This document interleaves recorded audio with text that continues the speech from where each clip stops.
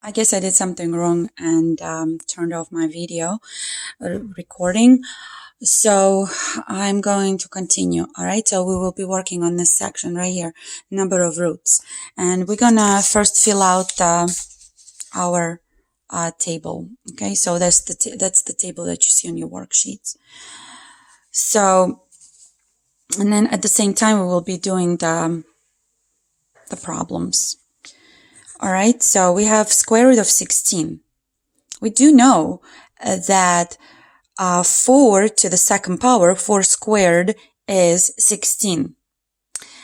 But then we also don't have to forget that if we raise negative 4 to the second power, is also give me 16.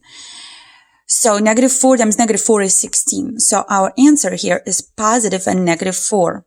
Okay, so we do know that this is 2 here, by the way. I explained it in the previous video, okay? So if we don't see the number, it means that this is 2. Okay, so that's what we have to do right now. We have to fill out this table. So if we do have even index, like we have it right here, it's even, it's 2. And then our radicand is positive, right? 16 is positive. So the type of roots is going to be a real. So because 4 is a real number and negative 4 is a real number. And the number of roots is 2. Okay? 2 roots. One is 4 and the other one is negative 4. So that's what I'm going to say. So the number of roots is 2 and then it's positive and negative.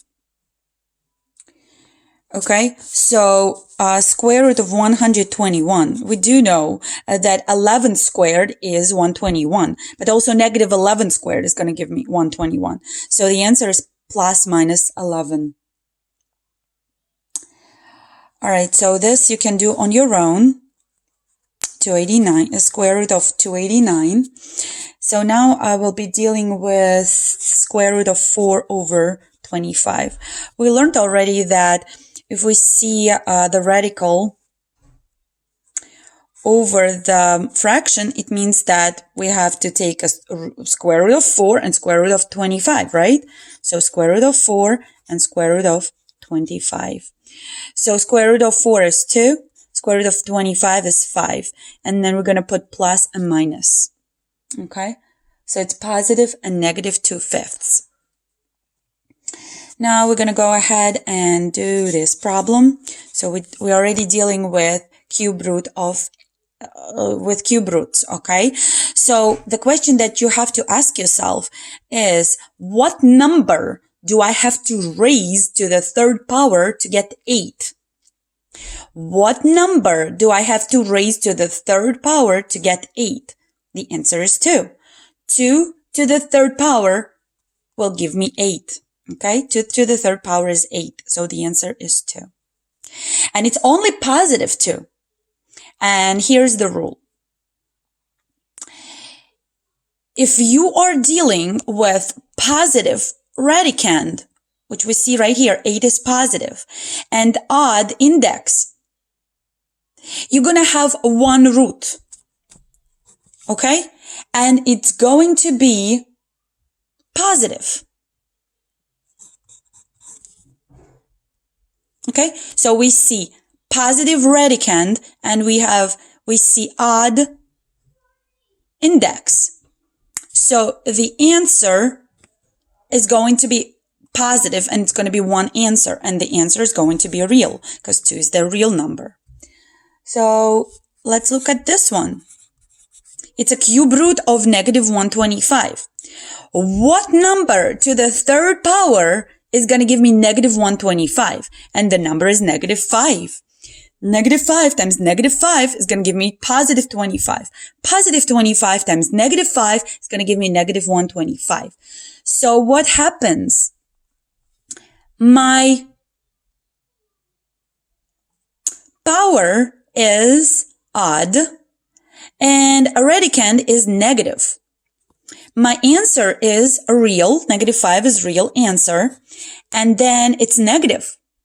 So there's one answer and it's negative. So we have to take a look at this right here, the number right here, it's negative.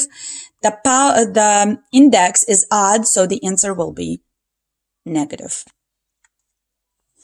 So we're going to do this now. So this is the next problem. So we're taking a cube root of this number, this fraction. Okay. So what is a cube root of 1? It's 1, right? Cube root of 27 is 3.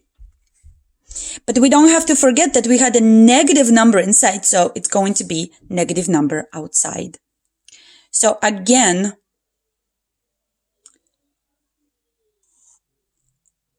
our radicand is 27. So cube root of 27 is 3. Cube root of negative 1 is negative 1. So that we see negative 1 over 3. This is the answer. So now,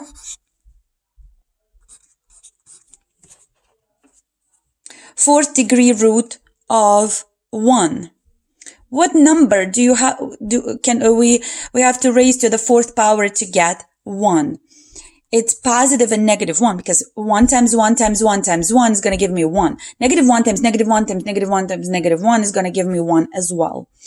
So this is this rule, right? We have positive radicand and even index. And there's two answers, positive and negative.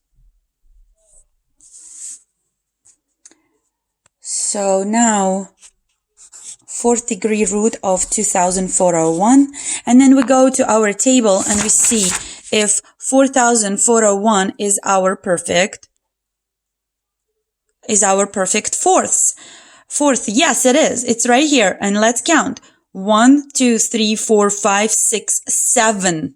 Right? 7 to the fourth power is this number. Okay? And then we don't have to forget plus and minus based on this rule right here on top that we mentioned earlier. Now, fourth degree root of 4096. We go back to our table and this number is right here. So let's count. 1, 2, 3, 4, 5, 6, 7, 8. 8. So 8 to the fourth power is going to give me this number. So it's plus minus 8. Now, fourth degree root of 81 over 16. We do know that the answer is going to be positive and negative because this is an even index. Fourth degree root of 81 is 3 because 3 times 3 times 3 times 3 is 81. And 2 times 2 times 2 times 2 is 16. So it's 3 over 2. So positive, negative 3 over 2. Now, what if radical has more than one root? The sign indicates only the principal or positive root. Okay, what does it mean? Let's figure out what this means. So let's go over the first problem in this section, simplifying radicals. So number 1, square root of 117. We do know that 117 is not a perfect square. So we have to break it down to be able to simplify this. Okay. So 117 is actually 9 times 13. Okay. So all we have to do, we have to take this number and start dividing by perfect squares. And our perfect squares are these right here. 1, 4, 9, 16, 25. Well, can we divide 117 by 4? No, we can't. It's not going to be divided equally. We know that because this is our odd number. All right. So now we divided that by 9. And then we're lucky. 117 divided by 9 is 13. So that's how we can break this 117 down. 9 times 13. So now we can put them in under different radicals, and we can do this according to the rules that we learned prior earlier in the year. So square root of 9 is 3, and then square root of 13. Okay. So number 2, 4 square root of 320. Okay. How can we break down this 320? Because our 320 is not a perfect square. Well, we just go through this table right here. If we If it doesn't click right away, we go over this table and then start dividing this 320 by every single perfect square.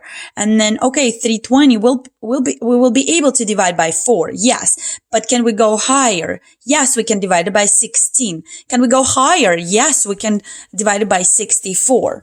So 320 is actually 64 times 5. And then we can break it down like this. So it's 4. This 4 is right here, right? Square root of 64 is 8. Square root of 5. 4 times 8 is what? Is 32. So this is our answer. Okay, problem number 3. So we're dealing with the cube roots. So in our table, we're looking for the perfect cubes, okay? So 48 is not perfect cube, is it? No, it's not. You see, 48 somewhere in between, it's in between 27 and 64. So this is not a perfect cube. What we have to do, we have to start dividing 48 by each one of those. And the biggest number that we can divide it by is 8, right? So it's 48 is 8 times 6. 8 is our perfect cube. We can rewrite it like this. So cube root of 8 is 2. So this is this 2. Cube root of 8 is 2. And then cube root of 6. So our answer is 2 times 2 is 4. Cube root of 6. So this is the final answer. Okay, number 4 now. 3 cube root of 108. Okay, 108 is again not a perfect square. So we are going to divide 108 by each one of those perfect cubes if it doesn't click right away. So 108 can be divided by 27. Okay, 108 divided by 27 is going to give me 4. 27 times 4. Then we're going to write this down like this. So 3 is right here. 3 comes from right there. And then cube root of 27 is 3. According to this table right here, right? Perfect cubes. Cube root of 27 is 3. And then this is just left alone. 3 times 3 is 9. Like this. This is our answer. I know, guys, it's getting long, but we'll try to get through this. Okay, number 5. Cube root of negative 250. All right. 250 is not a perfect cube. So we will go ahead and start dividing it by 1, by 8, by 27.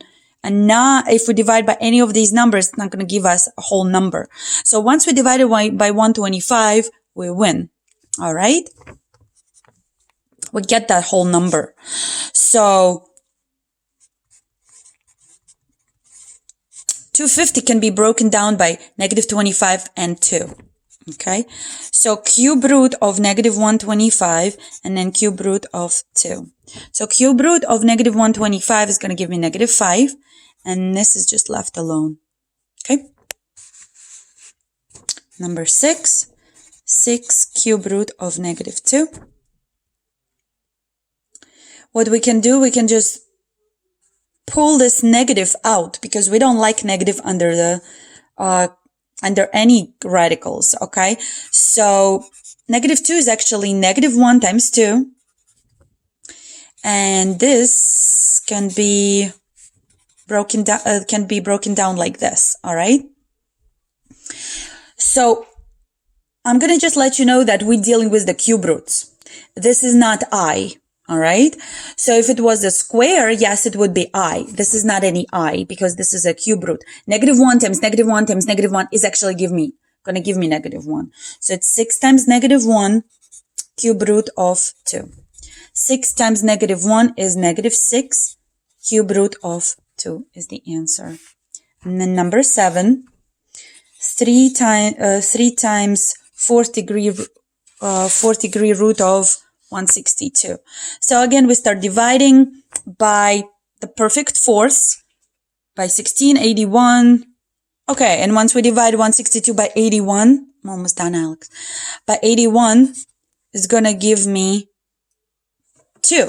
So it's 81 times 2. 164 is actually 81 times 2. So we're rewriting it in this way.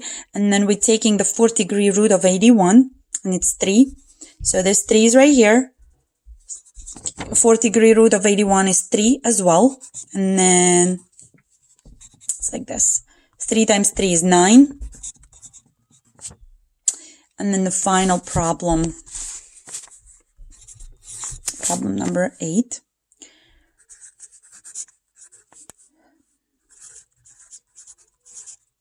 Again, we start dividing this number inside by all the perfect fourths, all right? So we're going to go through all of them. And then even if we can divide this number by 16, we're going to try number which is higher than perfect fourth that is higher than 16. And then we get to the point that we find the number.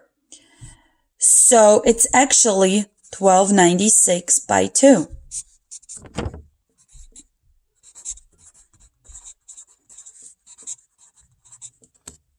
That's what we get. The 4th degree root of this number is 6. According to this table right here, look. 1, 2, 3, 4, 5, 6. So the 4th degree root of this number is 6. 5 times 6 is 30. 4th degree root of 2. Okay, so we are done with this section. The next video will be about radicals with variables. I'm going to try to go through that real quick and then post the assignment.